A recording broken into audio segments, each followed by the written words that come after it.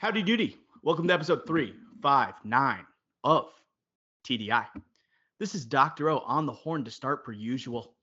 And as always, I'm joined by my co-host, my best friend, and Team Black supporter, Ricky Flicks.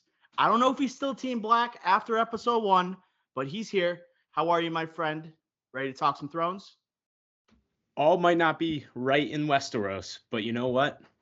All is right in this world because HBO Sunday nights, Thrones Sunday nights are back. Something to unite all of us. Westeros is humming. We're humming now.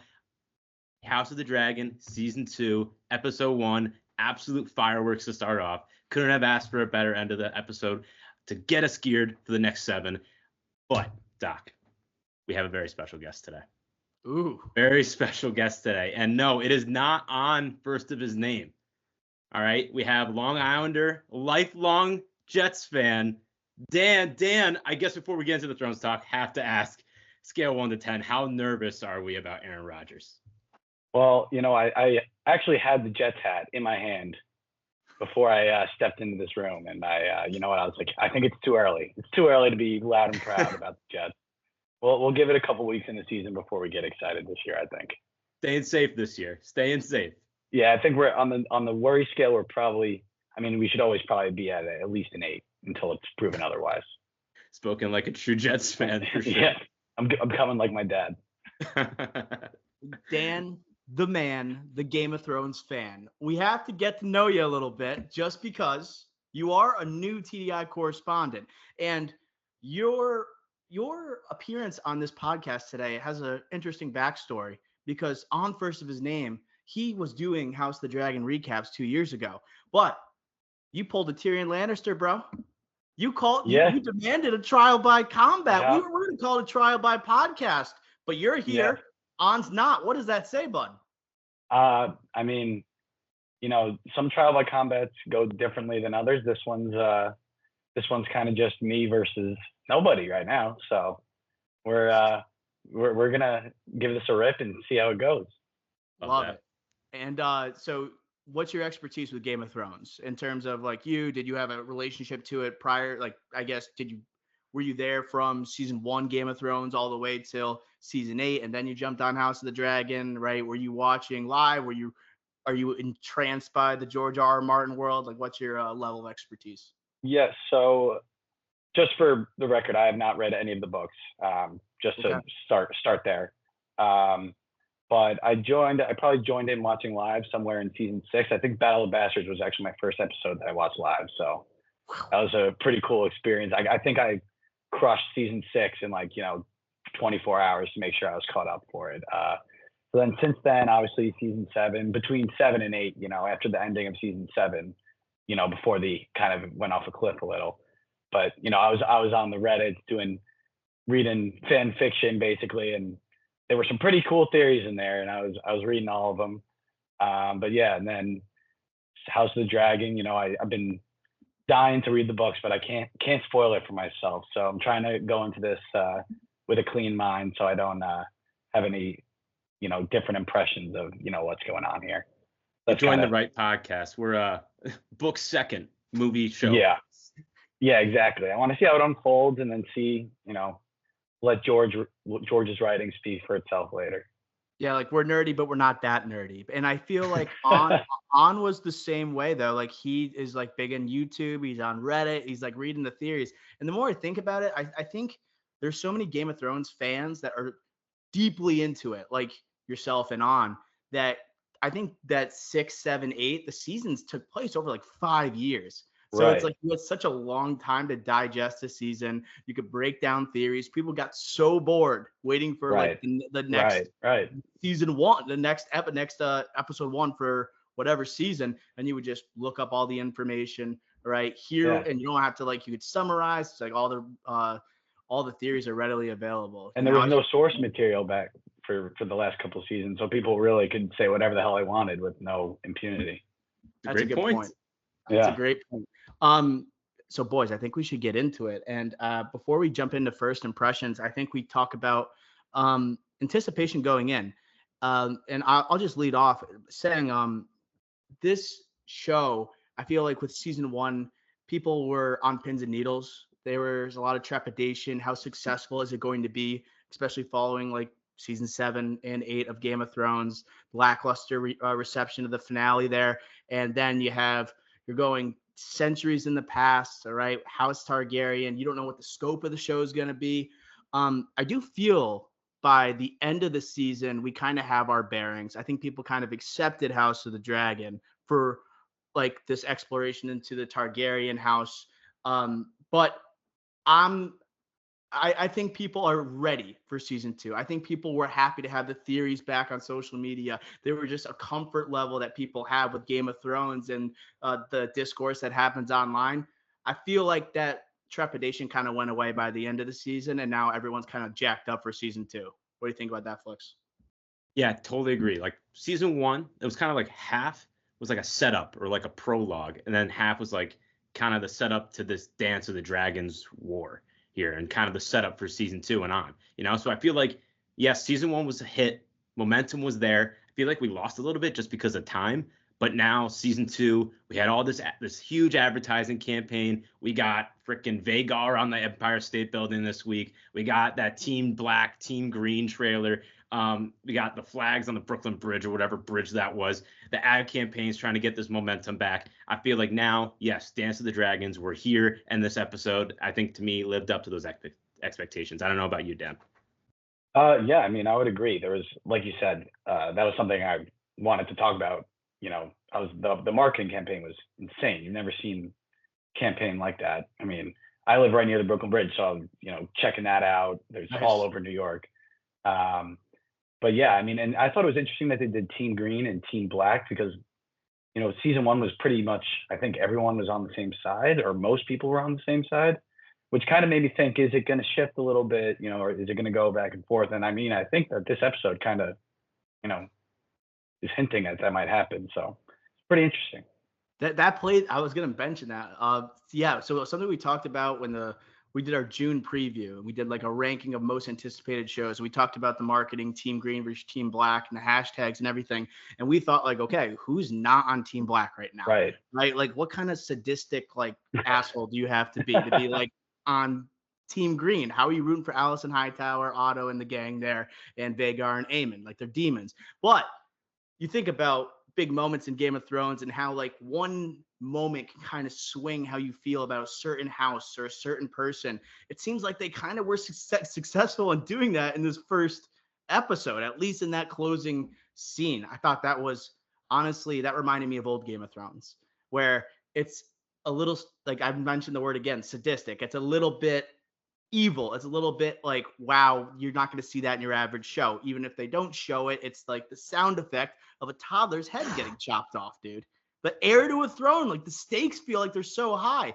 And I just felt like once you saw that moment, you're like, okay, now this is going to be violent. There's a real hatred that's happening. It's just building upon it. I thought it was an excellent way to say, hey, I might be with these green guys now. Right. Yeah, totally.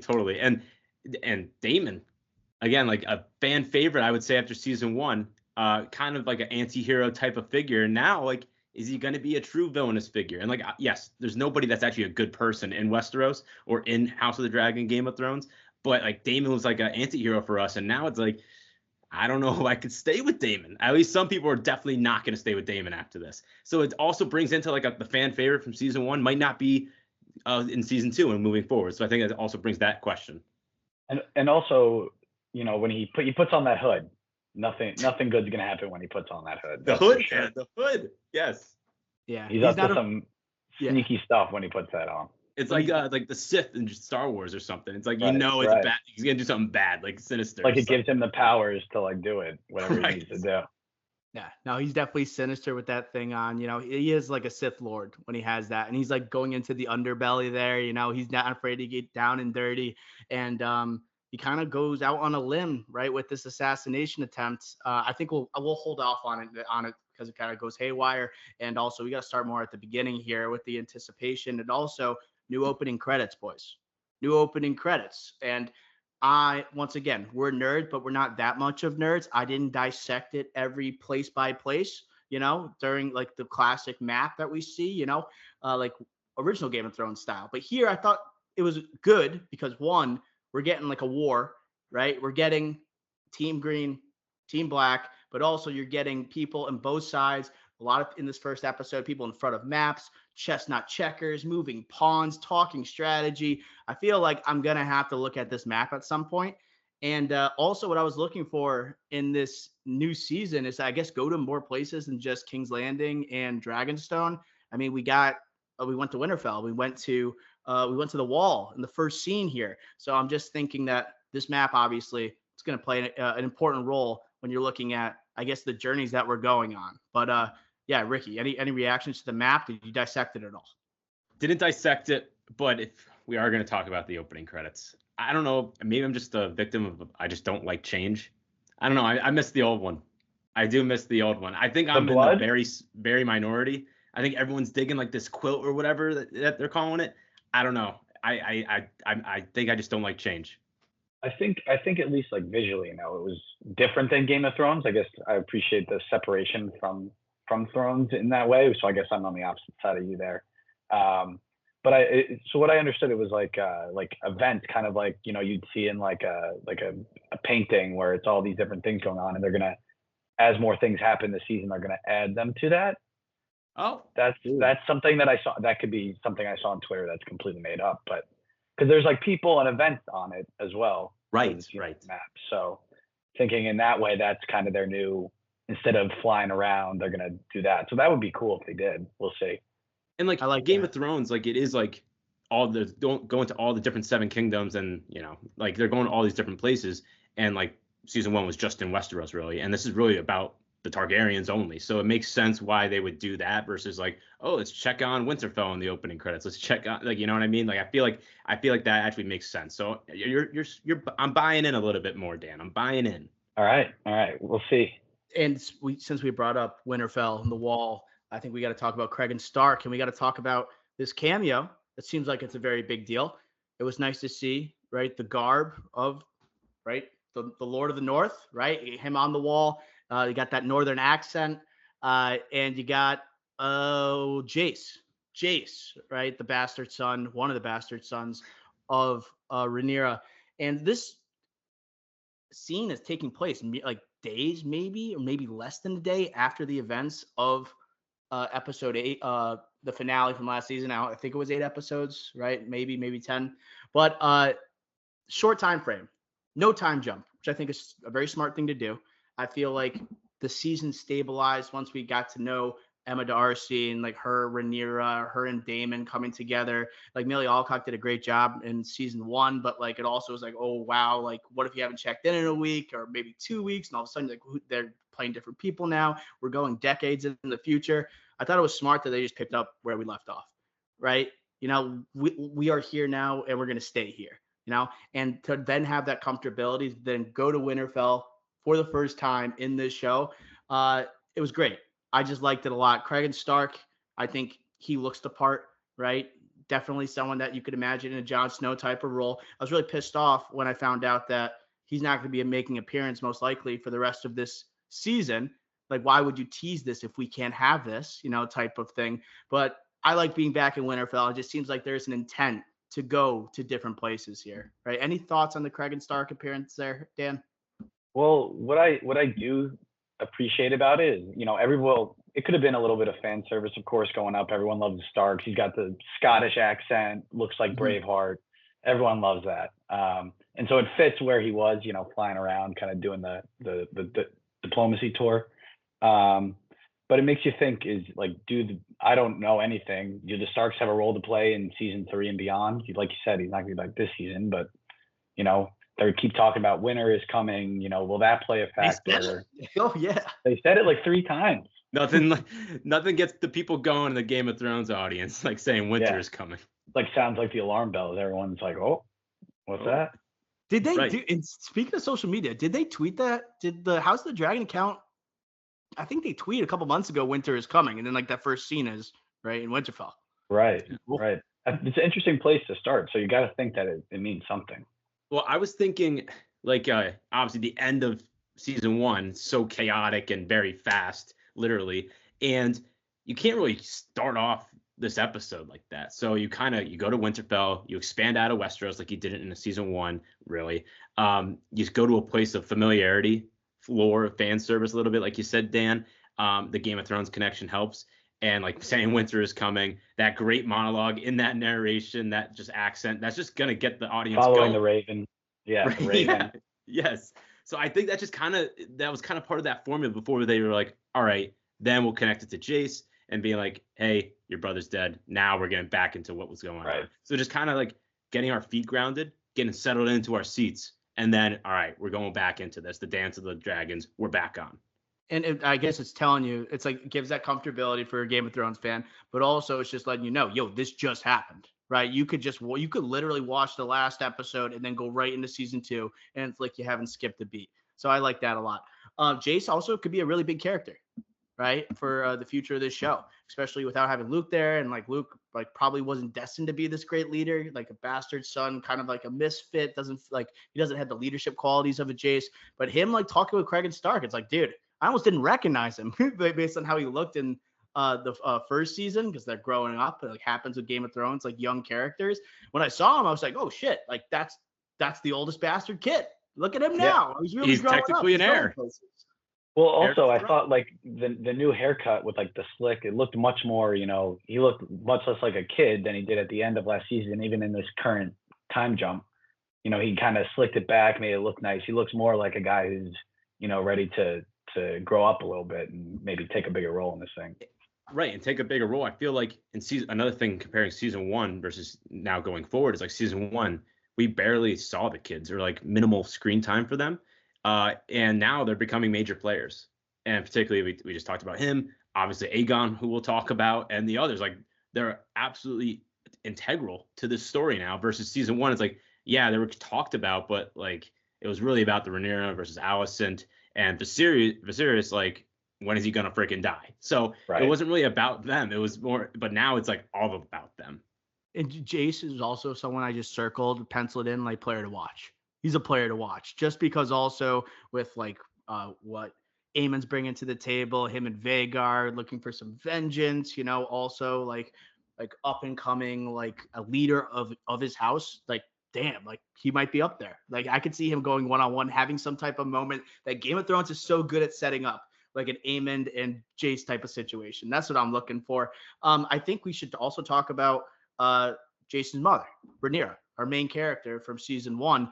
Rhaenyra, first off, reeling, right, from the loss of her son, and has really emotional moment, her coming off of her dragon, finding the clipped wing of Jace's dragon, and just the cloak of Jace. I think I said Jason.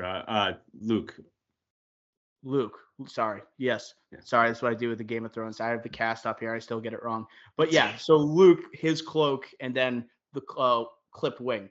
Rhaenyra only says one line this entire episode, which I think says a lot for someone that seemed like we couldn't get her to shut up in season 1, right? All of a sudden is left speechless by the events of the finale last season. But guys, what do you guys think about Rhaenyra here? Her only words are, right, I want Aemon Targaryen dead, right? And that says a lot, just because we already are bidding towards war, and then things are escalating very fast.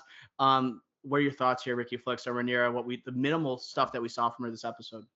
Yeah, I think one thing is like goes back to what Damon said at the start. It's like she's gone. Like she hasn't been doing anything, and she's just trying to get over the loss of her son. So she's just doesn't have the screen time, let alone doesn't have the words to kind of like go on with her duties, her queen duties.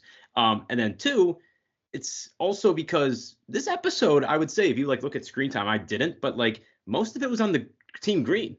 Really, You're looking at what's going on there, less about what's going on at Dragonstone. And if you look at Dragonstone, like they're just on an island, like there's really nothing for them to do while their queen's gone, versus Westeros is still in chaos, and Aegon, we're getting now how he's going to rule, and obviously what happens at the end kind of teases or hints at that throughout the episode and things like that. So I think it's just a multitude of those 2 factors. And then also the one line that she does say is pretty, like, now it's like, holy crap, that is significant, like very significant. It puts even more power to it, because those are the only lines she says in this episode. Yeah, and also it just, her being, her absence kind of lets Daemon rev up his engines a little bit. He's getting ready to go, sitting there, waiting for the okay. And she gives the okay, and he wastes no time. He's ready to go. He already knew what he was going to do. He was sitting there, and there's kind of this theme in this episode of the restraint versus the people who want to go all out. And I guess that kind of gave Daemon a little more leeway to get his plans in order.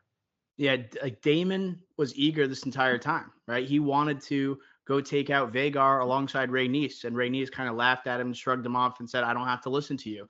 I think there is a lot of room for Daemon to operate, especially in this first season. And I don't know if do you guys watch like after the ending credits where they tease the next episode? Do you guys watch that? Yeah.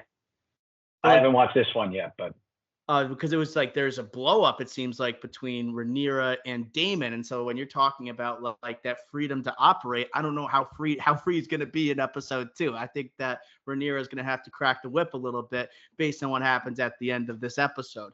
But yeah, I agree, guys. Like there really wasn't much happening on this side because it's a lot of just grieving. Right. Even when Jace comes back to his mother. All right. And them just having that embrace, having that moment. But I think a lot of the action, or at least like the entertainment, was really coming from Team Green. And like we said, it's kind of set up really nicely in that regard. I thought all the ancillary characters were great within King's Landing. I like seeing Larys up to no good. Whenever I see Larys, I know it's a big deal. I thought he faded away at the end of last season, but when he was on, it's like he was can't miss. He had great lines. Aegon settling into his new role, right? Not newish, but like he's a boy king. Guys, how do we view him as a king so far? Man who's unsure of himself. He's kind of Otto's bitch right now. Okay. What do you guys think at the beginning of this episode, and how is he going to look in the future based off the ending here? Yeah, no, I think Aegon, for starters, like it's kind of like that, the boy king, like you mentioned. It's also like him, like with his son, trying to be like, oh, like he's gonna be king one day. I'm gonna bring him to the small council. I'm gonna try to do what my father really didn't, because his father, Viserys, like basically just said, I did my duty once I had you, and then you just went around effing everything in sight around King's Landing. So he didn't really do his job to Aegon in Aegon's mind. So he's going to try to do that with his son, but also he's still going to get after it with the boys at the same time and be a childish king as well. So you're right. But the Larys thing is interesting, how he just pulled him aside like that. First off, that was like questionable how like he just said yes to that. But then again, it goes to like that childish, like, oh, like you do have authority. You don't have to say yes to that. But he did it anyways. But him just, saying, hey, you don't want to be Otto's bitch. You don't want to do that. Your father was it was your father's, not you. And like make your own path here. And Aegon now, at the end of this episode, he's going to want to make his own path and make it be loud, unlike Viserys, who, had a very unentertaining time in power. And I also think that generally, you see, it's almost like, what can you expect anything different from him when he's, what is he, 20 or so? Probably. I don't know how old they are, but they're in their 20s probably. And he had no training and they made him king. So what is he doing? He's kind of letting everyone boss him around and drinking with his boys and trying to make the people happy. And that's basically all he knows how to do as king. And sure. I thought he's pretty funny in this episode. There was a couple laughs. I was like, I don't hate this guy like I did last season, even though I know I should. He wasn't annoying. He was like very like entertaining, like to watch. I loved watching. It was one of my favorite performances, if not my favorite, this episode. Yeah, great acting performance. Yeah. Like he wasn't like annoying Joffrey level bratty kid. It seemed like that was more season 1. It seems like he's trying to be a good king. I think he wants to do right by his people, right? I think what is his entrance? They call him the Magnanimous or something. Like he's gonna be like forgiving to all of these different people. And then he has like the not the council, but like the open forum for anyone to come in and ask for things. And he wants them to do right. He wants them to have good lives. The little folk are important. We need them to win this war, like he says. But every time he does something, Otto's like, I don't know about that, buddy. Let's have a private council here right now. We're not going to be doing that. We're not giving them any cattle, not any sheep or anything like that. We got to feed these goddamn dragons. He just seems like he's actually morally pretty good. It's not like for this season. I mean, he's doing some pretty god awful things in the first season, but also like he wants to be a good dad. That kind of set the seed a little bit for what happens at the end of this episode, bringing the son to the private council or the small council. But yeah, I think like right now he's just a guy who wants to do well. He's not well informed. And I think this this is short-lived, like you just said for now, Ricky Flex, because after this, I can imagine him becoming an absolute monster. There's Yeah, no and way like, he's going to hear this well. Yeah. and we're saying that like him, like his dealings with the small folk, trying to be a good dad, or like I don't know, like the fun dad, I guess, but also try to do right by his son. But he also at that small council meeting he wants to rain terror down. You know, he wants Bagar coming out. He wants to get after it in the action. He wants to go out and fight versus, you know, he has all the competitive advantage. You know, he is on the throne. He has an heir lined up at the time. He has like Dragonstone's just an island. They don't have a real army. They have to try to like commit, and they have to like they don't as in Aegon, they don't have to do anything. Like they have the throne, they have Westeros and everything in line, and the majority of alliances. So it's like why do you and Aemon want to just go out there and just fight and risk the lives of your dragons, your best one in particular? So it's like he also has that like as an already mindset going in, but now it's going to be that to the max. Yeah, I think that line indicating, you know, he wanted to go. I think there's going to definitely be a point in the season where he might just leave and get on the dragon and go fly. It seemed like because he really wants to do it, and I feel like, you know, if he's the king, he's going to just sneak out of there. He's done it before millions of times before he was king. So and also, sorry, I just wanted to pour one out for the sheep herder. Poor guy had his wish and then got it ripped it right away from him. Oh, that's no, asshole. But in the trailer for the rest of the season, there is a scene of him on his dragon, Aegon. Oh, okay. So there you go. I agree with you there. There's enough animosity, I think, bubbling up between both sides. I think there's just going to be people I think you're going to have people like Aegon not listen to an Otto, and then having Larys in his ear telling him that you want to be your own man. You don't want to be like your father, right? You want to be decisive. And it's lining up right now where I think it's almost inevitable that if I had to put money of who doesn't make it out of this season already, I'm like Otto. I don't think Otto's making it. Right, he's not going to be the hand of the king. He was already last season's hand of the king, right, under Viserys. I can't see it, and I can't see this king who operates based on emotion getting along with Otto and for the long term. But yeah, I found that Larys part interesting because Larys also wanting to be the hand of the king kind of has Alicent in his back pocket. You know, he knows every secret in at King's Landing. He knows all of any traitors, any people that are spies, like he's eliminating them. Like he has done everything for Alicent to put her in the position to have Aegon as king. So I feel like that things are gonna just be going pretty much Larys's way from underneath the shadows. But it's also because like he killed his own father and brother, like, and he burnt his own home to the ground to kind of ensure his place at King's Landing. And then he basically got into Alicent's ear, basically turned over all her maids and like close confidants, and now they're all his people. So now like all his eyes and ears are literally his people. He doesn't have to like go through back channels inside the castle. He can literally do it. And that's just like and then now he's in Aegon's ear. It's just like cultivating and just growing and growing his importance, or I don't know, his I don't know what the word is, but like yeah. So I just think it's just interesting. Like another player to watch is him taking on or over for Otto maybe. He's like the most Game of Thrones character, you know, from Littlefinger. 8 seasons. Yeah, he's the Littlefinger, right? He's the guy who doesn't have to be the strongest guy. He doesn't have to belong to, right, the house in power in order to like get what he wants, right? Like the idea of power dynamics and then operating in the open or in the shadows, like he's just what you think of with Game of Thrones. When you have him in this show, when he was introduced last season, I remember we got super excited because we're like, oh, next Littlefinger. This is what we're looking for here. But I'm always pumped, even when it's like a scene stealer and those 5 to 10 minutes that he gets every other episode. Other people, when we talk about Team Green, we talk about Alicent, talk about her with Criston Cole, right? Commander of the King's Guard, right? Really sticky situation going on there. Alicent saying, we can't do this, Criston Cole. This can't happen again. But guess what happens at the end of this episode after the heir to the Iron Throne is decapitated? She's banging Criston Cole again. She's someone that seems like is disrespected at these King's Council meetings. Her dad dominant over her, Aegon dominant over her.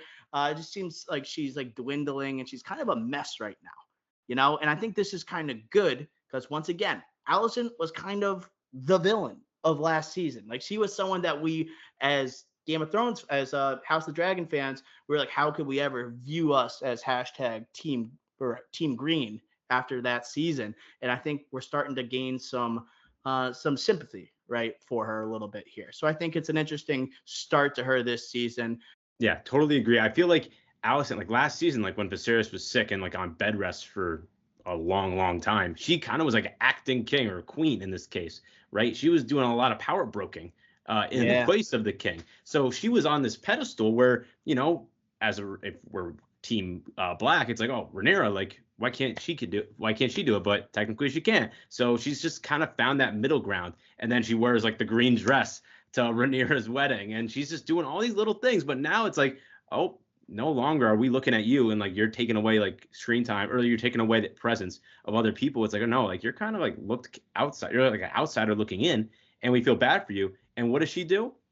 She's trying to get power some other way. And Criston Cole, like first scene, automatically, it's like, yeah, that's how she's getting her power or authority or like her ego or ego or powering up her ego. And that's like one way to do it. Also because Viserys, she probably hasn't gotten some in years because of that. So she probably has to as a young, like freaking adult. So it's just like, it's kind of like a multitude of factors. And now Kingsguard wasn't on duty and air is gone. The air is gone. And it's kind of, she's going to feel that guilt big time coming up in this season for sure.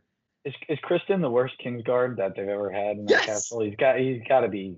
I mean, he's terrible. But also, what's interesting is Alicent being caught in the middle of like this Larys versus Otto seems to be a brewing conflict, and you see they're starting last season. I feel like everybody, Team Green and Team Black, each of them were on the same page on each side, and now it seems like it's not going to be that way this season. At least, you know, there's going to be some internal conflict. Might see, you know, these two sides kind of shoot themselves in the foot a little bit, you know, getting in their own way.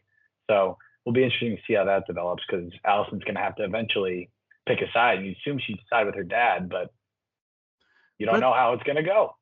And like when you think about Alicent too, is she getting pushed out? Is that going to cause her? There's a scene with her blowing the candles out, right? And doesn't she blow out a candle for Luke?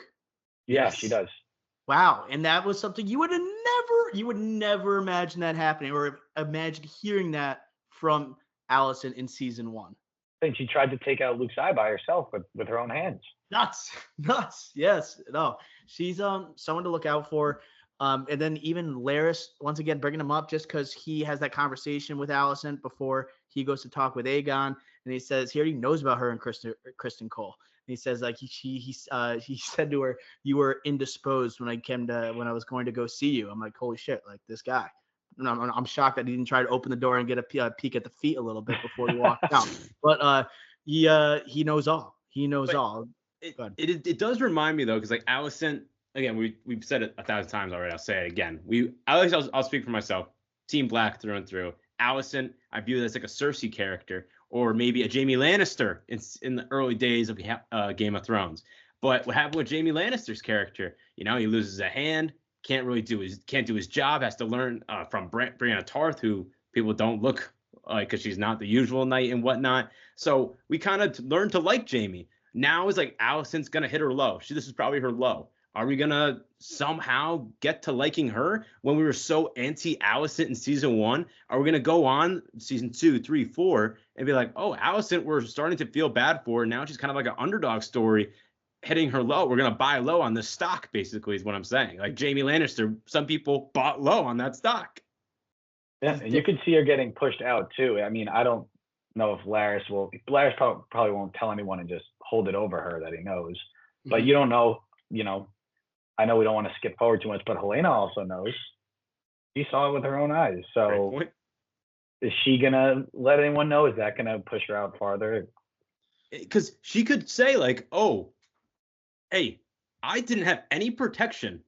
Like the queen of the realm and the heir, or heirs, if you want to call it that. We had no protection because you were effing the freaking Knights Guard. Like the commander of the Knights Guard, like what is going on here? She could definitely hold that over her head. She could become a player to watch if she like, you know, because obviously the only other scene we had her this season is her talking about how she doesn't like rats.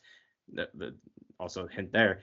So it's just like maybe she becomes like a big time player here and player to watch, like we're talking about. She was in such shock, like in that moment, right when that happened, and she's taking her daughter away and right trying to find anyone to help, and then walking in on Allison and Sir Kristen. Like Aegon's gonna have to talk to like Sir Kristen and say like, what happened here? Like what's happening here? Oh, sorry. Oh, like Kristen's not gonna say I was banging your mom, dude. Like you can't say that. So like what? Yeah. Like that's why this is so juicy at the end of this episode. But yeah, I'm interested. Going beyond the shock factor, what is going to be her reaction next episode, right? Is she going to be more is she going to push back a little bit on Aegon, because it seems like Aegon kind of brushes her to the side, doesn't respect her whatsoever. So I'm interested if that that dynamic changes at all in the next episode. I did want to, since we already kind of introduced the last scene, let's talk about it now. Dan, what do you know about like the lore of Blood and Cheese? Like, did you know anything about this heading into the episode, or did you do a lot of diving into afterwards? I did a lot of diving into afterwards this morning. You see on like Twitter, social, everywhere after, oh, it's Blood and Cheese. They finally did Blood and Cheese. So obviously you knew. So weird. Everyone. I was like, oh, I guess this is a big thing. And apparently they deviated a fair amount from the books for this scene. But yeah, I mean, I don't even know if on the show if they named Blood and Cheese. I think there was one subtitle that indicated one of the name was cheese. I think the guy was eating cheese off of his knife. Was that what he was doing? I thought there was a subtitle that said like cheese. Yeah. Something. I think you're right, Dan. Okay. That's the only thing I knew about that they had names at all until after the episode. But they were, I mean, exactly the kind of people that you'd expect the White Worm to know. The White Worm. Yeah, that was what was so interesting is that first off, I thought that was incredibly suspenseful. And they spent 15 minutes, or maybe 15 minutes, maybe 10 minutes of this episode that's like getting back to characters that we grew to we grew to become more comfortable with in season 1. And then we decided and have Daemon, right, with the hood on, right, like a Sith, and him looking to get this job done, looking for the murder of Aemond, right, assassination. And Daemon doesn't go on the trip. It's these two guys we've never met before. Right. And they take us on a tour, and we see Aegon having a little kickback with his boys on the Iron Throne, which I thought was like, damn, like what a life. But not knowing what's about to happen, but having them go through, and we just spend all this time with these two randos. Right. And then I thought the end, first off, so Game of Thrones, where, okay, we're not going to show it, but we're going to have you listen to us, like these two guys, Beer and Cheese, slicing this toddler's head off. That was so messed up. The shock factor. What's her name? Is it Helena? Helena. Helena. But I loved like everything about it. And when I found out about the lore, and I guess we'll dive into a little bit in a second, and how messed up that truly was, and how grim that was, it made me think, wow, we could have had it. We could have had it all. We could have had it all if they really did exactly like the lore explains. So overall, I liked it. I thought it was great suspense, like almost horror type of like filmmaking. But I think we could have had more. Could have been perfect. Go ahead, Ricky. Yeah, the lore. Like, correct me if I'm wrong, guys, but like in the books, didn't they like it was two boys, and Helena had to pick who it was, who to die, and the person that she picked, they ended up going with the other person. Yeah, she picked. They had a 2-year-old son named Maelor, and she picked him. And then Cheese whispers, "Your mom wants you to die," and then they chop the other one's head off. Wild. And then the son Allison's tied up. He would have to know, like, the mom chose the other son, wanted him dead. That is the most. That would have been the most. Honestly, that's near the Red Wedding. That's near the Red Wedding if they actually like had the balls to do that. They should have done it, bro. They should have done it. And Dan, like you were saying, like Alicent and Kristen Cole like wasn't a thing in the books. So like Alicent was there, tied up, watching this whole thing. Yes. Oh my god. Insane. But I gotta think. You gotta think. There's a reason they didn't go all out, and maybe it's to develop this Alicent and Kristen thing. But I know they wouldn't have Alicent watch. They would have got rid of that, because like the last time that happened in like a Game of Thrones ending of an episode that I could think of, like it was Theon. Theon was watching right? It was what's the guy's name? The evilest dude of all time. Yeah. Ramsey.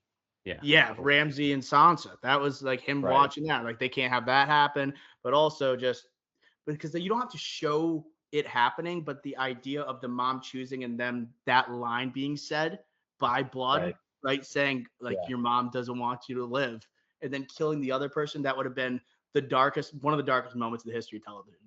Yeah. Would have been one of them. Any other thoughts on the final scene here, guys? Because I know this is a huge deal. It seems like no one can stop talking about this online. I will just say, like, Hoodie Damon was like the last major character we saw. Like, I guess we saw Aegon shortly after with the boys, but like that last 10 to 12-ish minutes was with two random characters that are named Blood and Cheese. And one of them punted their own dog. Right. That was fucked up. That was so messed up, dude. Oh, but like House of the Dragon episode 1 after a 2-year layoff, like that was ballsy. To go the final 10 minutes of the opening like premiere and like do that with two guys who we just met. I think that was pretty ballsy writing, and I just wanted to give credit because I think it paid off big time. Yeah, and it was suspenseful, and obviously it's a big castle, so we're walking around in there for a while. They walk right past the king, who's obviously drunk, doesn't care. But they're walking around for a while, and I was waiting to see it. Who are they going to run into first? If you assume if they run into Aemond, they're both dead. They're not taking him. Right. Yeah. They're not gonna get Aegon. So and Helena was just kind of, I guess they ran into the right person because I don't think she has the devices to kind of handle that situation, it seems. But maybe she will now. This is her low, maybe. Player to watch. But another thing I want to say is that I think Aegon's getting a lot of flack, obviously drinking with the boys, rather than, while his kids are getting murdered in the same building. Obviously, Helena right is in front of them. Allison's getting flack. Kristen Cole, the Knights Guard's getting flack.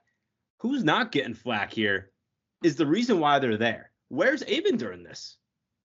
I'm interested in this as well, right? And you know what I was thinking?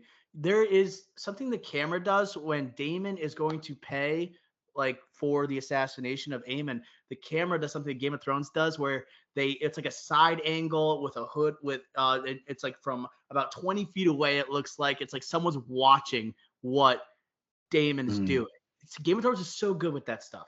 Where it's like no matter what, like someone always knows what your play is going to be. Someone's thinking one step ahead. With the camera angle, I'm gonna rewatch the episode. It looked like someone was watching Daemon, right? And this is an episode. What I loved about it so much is that there's so much like treason, and there's so many like you don't know who to trust in any type of situation. And these stakes are higher than ever. There's people at King's Landing that don't like how the High Towers have come into power here. They weren't a fan of Viserys in the first place. They have loyalties to Rhaenyra, maybe, whatever it may be. It just seems like there's easily people to flip, and that brings like the unpredictability out of nowhere. But I think someone might have told Aemon that his life was on the line. I think that's a possibility.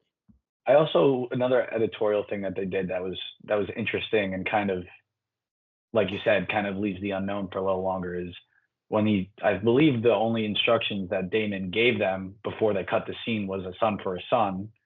He doesn't say, I don't know if he says Aemon specifically to them. I'd have to rewatch. No, yeah, he did. They asked who what else. Okay. They cut it after. Okay. Yeah. So then you'd imagine he kind of implied to them, if you can't get Aemon, get any son. Right. Because they asked like, oh, like what if he's not there? And then the camera looked at him, and then the camera transitioned off. And that was the last time we saw. They don't cut off conversation intentionally. Right. They know what they're doing. Interesting. God damn. Guys, you have a player to watch next episode? I think that's something we should go to next. Is there someone that you're looking to make a play next episode? I think I already kind of said, I said a couple. I said long term, I'm looking at Jace, right, to make a play against Aemond. But I think this immediate episode, the person that you're looking at and see how they respond to is personally Aegon. I'm looking to see what Aegon does, what kind of reaction we're going to get. And we already were obviously strategizing and heading towards war, but are we going to see actual conflict now, violent conflict between the two? Who do you guys think? I'm going to see how Otto is going to do with his back against the wall, because he's already done it last season. He got kind of pinned. He he got set up and got kicked out. So now Beck's probably going to be up against the wall again. And how's he going to do it differently this time? You know, it's going to be a major factor of what goes on the season, whether Laris gets Otto out of there or not. So I'm interested to see how he handles all that. Otto is also like along we bring up Laris, like Otto's also a classic Game of Thrones character. Like you see like that archetype like in previous Game of Thrones seasons, you know, you see him, it's like just a reminder. Flips, what were you gonna say? Yeah, I think for directly next episode, those are two great calls. Allison to see if obviously her and Kristen Cole gets out or not and what's going on. So like directly, I think those are the three main guys. Longer term, Jace is a decent one. I kind of like Helena, but another one we haven't talked about yet, who I'll throw out there for longer term this season, is Rhaenys. I think this was the start of maybe she betrays Team Black going in the future, because when she's talking with Daemon, very confrontational, saying like, you ain't the king, and like you basically like, I blame my daughter's death on you. I could blame my son's death on Rhaenyra or you, and I'm kind of like the reason you have a blockade here and you have life again in this war. So I'm watching out for that for Rhaenys and seeing how that goes. There's a little clip of Corlys this episode and just saying, hey, thanks, I owe you. I'm in debt to that guy who saved them. But the Valyrians, I'm just keeping my eye on them. That bald guy. That's also character Alan. one. Yeah. What was it? Alan? It was Alan. Alan. Okay. I like.